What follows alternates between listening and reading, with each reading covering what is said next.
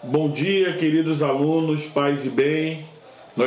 Estamos dando continuidade às nossas aulas. Estamos no caderno 2, segundo bimestre. E o nosso primeiro conteúdo desse bimestre é sobre as reformas protestantes, ou conhecidas também como reformas religiosas. Um conceito geral seria a quebra da hegemonia católica no mundo ocidental. A criação de novas igrejas cristãs no Ocidente. Nós vamos dividir essa aula em 3 partes. Primeira parte, falaremos sobre os antecedentes da reforma.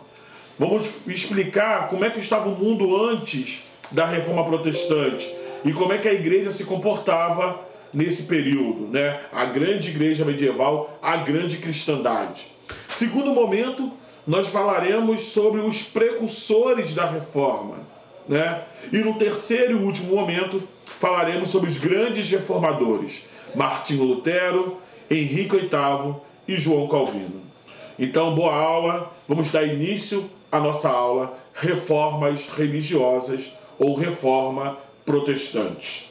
A reforma protestante foi um movimento que começou no século XVI com uma série de tentativas de reformar a Igreja Católica e que culminou com a divisão, a quebra da hegemonia católica e o estabelecimento de várias igrejas cristãs, das quais se destacam as igrejas luterana, calvinista e anglicana. A reforma protestante foi a transformação religiosa da época moderna, pois rompeu a unidade do cristianismo no Ocidente. Se antes nós chamávamos da grande cristandade, com a reforma nós chamamos agora de o período das igrejas cristãs, que eram diversas agora. O dia 31 de outubro, meus amados, é conhecido como o dia da reforma protestante, porque foi neste dia que Martinho Lutero fixou na porta da Catedral de Wittenberg, na Alemanha, as 95 teses, os 95 pontos contrários à doutrina da Igreja Católica Ocidental. Em 2017, passado, a Reforma Protestante completou 100 anos de idade. Vamos agora compreender como que era a Igreja Católica medieval, os antecedentes da Reforma. O processo de centralização monárquica que dominava a Europa desde o final da Idade Média tomou tensa relação entre reis e igrejas. A centralização da monarquia sempre foi vista como uma relação entre o reinado e a igreja. Até este momento, a Igreja Católica centralizava o domínio espiritual sobre a população e também ela dominava o poder político e administrativo dos reinos. Não se pensava nada fora do pensamento católico. A igreja era possuidora de grandes extensões de terra, era a grande senhora feudal. Recebia de seus fiéis tributos controlados em Roma pelo Papa. Com o fortalecimento do Estado Nacional absolutista, essa prática passou a ser questionada pelos monarcas, que desejavam então reter esses impostos no reino. A igreja que recebia os seus impostos era controlado pelo Papa, as monarquias nacionais começaram a questionar isso. Dinheiro alemão para a igreja alemã. Os camponeses também estavam descontentes com a igreja. Na Alemanha, por exemplo, os mosteiros e bispados possuíam imensas propriedades. Muitas vezes os bispos e os abades viviam às custas dos trabalhadores das cidades e dos campos. A igreja condenava as práticas capitalistas nascentes, entre ela a usura. O que é a usura? A cobrança de juros por empréstimos. E a igreja considerava um pecado gravíssimo isso, apesar de ela mesma realizar. Defendia a comercialização sem direito ao lucro, chamado de um justo preço. Isso reduziu o poder de investimento da burguesia mercantil e manufatureira. E é claro que a burguesia não vai gostar disso. A burguesia vai procurar, então, uma igreja que defenda o seu discurso. Dentro da própria igreja, 2 sistemas teológicos, o tomismo e o da teologia agostiniana, se defrontavam. No entanto, a desmoralização do clero que apesar de condenar a usura e desconfiar do lucro, veio com a prática do comércio de bens eclesiásticos. Apesar da igreja condenar a prática burguesa, ela mesma era a grande burguesa da época. O clero fazia uso da sua autoridade para obter privilégios e a venda de cargos na igreja, chamado de simonia, e essa era uma prática comum desde o fim da Idade Média. Entretanto, o maior escândalo da igreja foi a venda indiscriminada de indulgência, isto é, a venda do perdão dos pecados em troca de pagamento em dinheiro a religiosos. Vou agora fazer com vocês determinar alguns fatores de ordem cultural, econômica e política que possam explicar a reforma. No campo cultural, nós temos o racionalismo, o humanismo, a valorização do homem, que deu origem a uma mentalidade que se opunha à religiosidade católica medieval, como nós vimos nas últimas aulas, o antropocentrismo, o hedonismo, o prazer. A divulgação e a leitura dos textos bíblicos, dos escritos dos sábios da antiguidade e dos santos da igreja criaram um clima de debate e questionamento das verdades estabelecidas, os dogmas. Tanto que os primeiros movimentos que questionaram a autoridade da igreja surgiram no interior das universidades. No campo econômico, o renascimento comercial criou uma nova realidade econômica na Europa. Os dogmas católicos tradicionais combinavam com a economia de subsistência da Idade Média. No entanto, o lucro e a cobrança de juros passaram a ser essenciais depois do renascimento comercial, de modo que a burguesia tendia a não aceitar mais aqueles dogmas religiosos. A burguesia não aceitava mais dizer que ela estava em pecado ao praticar os juros. Repito, ela queria uma religião, uma fé adequada às suas práticas econômicas. E no campo político, o poder nacional do rei, surgindo com a centralização política, se contrapunha ao poder supranacional da igreja. Os conflitos entre os interesses das monarquias nacionais e da Igreja de Roma se manifestavam nos direitos de cobrar impostos, na administração da justiça e na nomeação de bispos. Então, esses três fatores também contribuíram para a eclosão dos movimentos reformistas. Fator cultural, um fator econômico e um fator político. Veremos agora, vou pontuar com vocês algumas brigas, algumas dicotomias da igreja, entre disparidade do seu discurso e da sua prática. Por exemplo, primeiro, corrupção do clero e afastamento de seus membros das concepções originais do cristianismo. Enquanto a igreja pregava humildade, fraternidade, caridade, o seu clero vivia na ostentação, vivia no luxo, e a castidade era então muito corrompida, chegando a ter em Roma as chamadas prostitutas eclesiásticas. A venda de indulgências, venda de relíquias sagradas, venda de cargos no clero, a simonia, tudo isso fazia com que a igreja enriquecesse cada vez mais à custa da fé do povo. O fortalecimento da burguesia, que não aceitava ser condenada pela usura, vendo a igreja lucrar cada vez mais.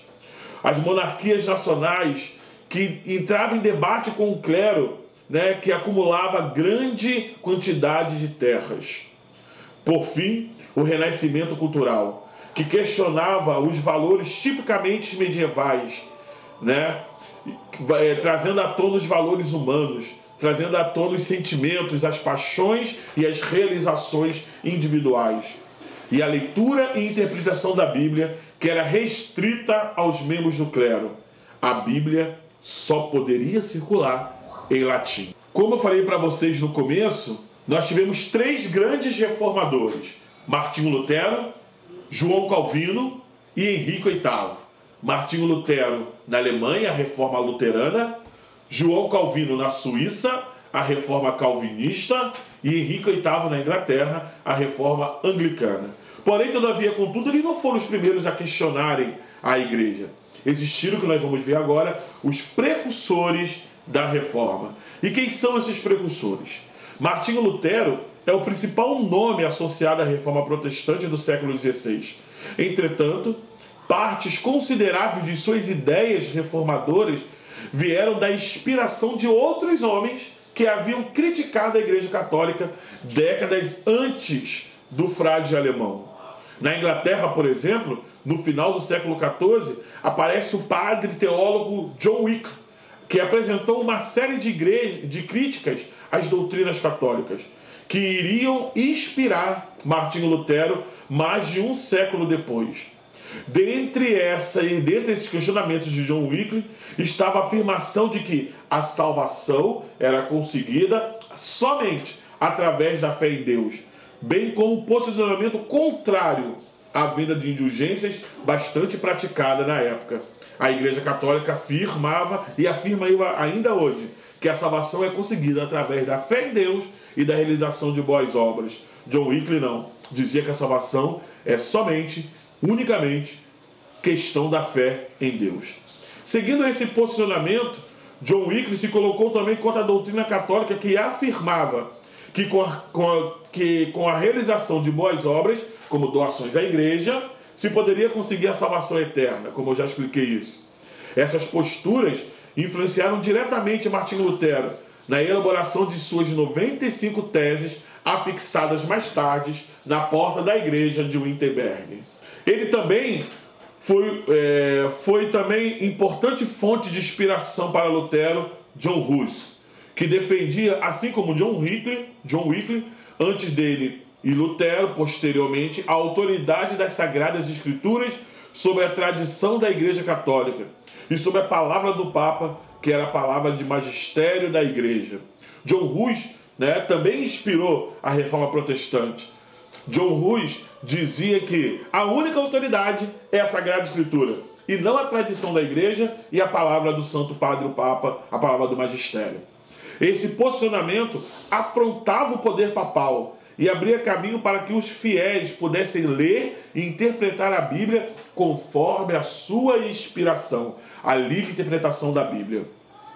As consequências disso no plano temporal foram a ampliação da alfabetização para um número maior de pessoas. Se todos podem ler a Bíblia, que todos então passem a saber ler e escrever. Por isso a ampliação da alfabetização das pessoas. Pois anteriormente, apenas os membros do clero sabiam ler a Bíblia e expressar a interpretação dos textos sagrados dos fiéis, dos textos sagrados aos fiéis. Só o clero sabia ler antigamente, Agora, um ponto comum entre esses três reformadores, Martinho Lutero, John Wycliffe e John Hus, foi a crítica à riqueza e o luxo ostentado pelos membros da Igreja Católica. Para os três reformadores, a Igreja deveria seguir aquela que teria sido um dos primeiros ensinamentos de Cristo, mantendo uma igreja pobre, preocupada com os negócios da fé e não com o acúmulo material. O posicionamento desses três reformadores serviu para embalar alguns conflitos sociais que cresciam no meio do campo entre os séculos XIV e XVI. As questões religiosas no período passaram a tomar uma conformação de crítica prática por parte do campesinato ao poder econômico, político e militar detido pela aristocracia. O que eu quero dizer? As críticas saíram do mundo espiritual e foram para o confronto prático contra a igreja. A diferença entre Martinho Lutero e esses outros pré-reformadores é que Lutero se colocou contra as rebeliões, condenando as ações camponesas, ao passo que John Wycliffe e John Hus apoiaram e as influenciaram. Sendo a Igreja Católica a maior proprietária de terras da Europa, bem como a posição social da aristocracia fundamentada por uma suposta vontade divina, os direitos divinos dos reis, as lutas dos camponeses e demais classes populares contra a exploração acabavam atingindo os conceitos religiosos que justificavam ideologicamente a situação social.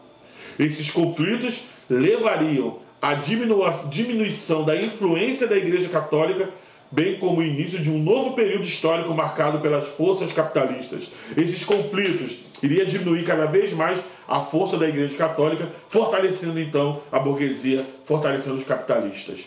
Para John Wycliffe, a Igreja deveria retornar à simplicidade de suas origens, renunciando ao luxo e à riqueza. Ele ainda pensava que qualquer pessoa que fosse capaz de compreender a palavra de Deus por conta própria, sem a necessidade de intermediários, desde que dispusesse de meios para conhecer a palavra de Deus. Qualquer um podia interpretar a Sagrada Escritura. Por causa disso, John Wycliffe traduziu os evangelhos para a língua inglesa quanto para a língua oficial, que era o latim, né? O que John Wycliffe fez, se todos podem ler, ele pegou a Sagrada Escritura e traduziu do latim para a língua inglesa, que é a sua língua materna. A Igreja Católica, meus amados, entendia que apenas através de seus ensinamentos e de seus preceitos morais o fiel poderia chegar a Deus. Por isso, John Wycliffe foi condenado à morte em 1384, né? E o Concílio de Constância, né, teve uma decisão inusitada. O John Wycliffe morre em 1384 e em 1428 o seu corpo é retirado do túmulo e queimado como resposta da igreja à afronta de John Wycliffe. Na região da Boêmia, atual República Tcheca, John Hus, baseado nas ideias de Wycliffe, entrou em choque com a igreja, entrou em luta com a igreja, também sendo considerado herege em Constância. Ele também foi queimado na fogueira em 1415. Sua morte deu origem a uma guerra entre os seguidores chamados Husitas e a igreja, entre os seguidores de Wycliffe, de John Hus, chamados Husitas, e a igreja, resultando em uma cruzada contra os Husitas. Assim como no passado já havia acontecido uma cruzada contra os outros hereges chamados albigenses. Queridos, então nós vamos encerrar por aqui, né? E na nossa próxima aula nós vamos começar a ver os grandes reformadores, os grandes questionadores da igreja. A reforma luterana com Martinho Lutero, a reforma calvinista com João Calvino da Suíça e a reforma anglicana de Henrique VIII na Inglaterra. Paz e bem, no plural estará lá as tarefas vocês realizarem no dia de hoje. Tudo bem nessa aula? Beleza? Valeu, galera.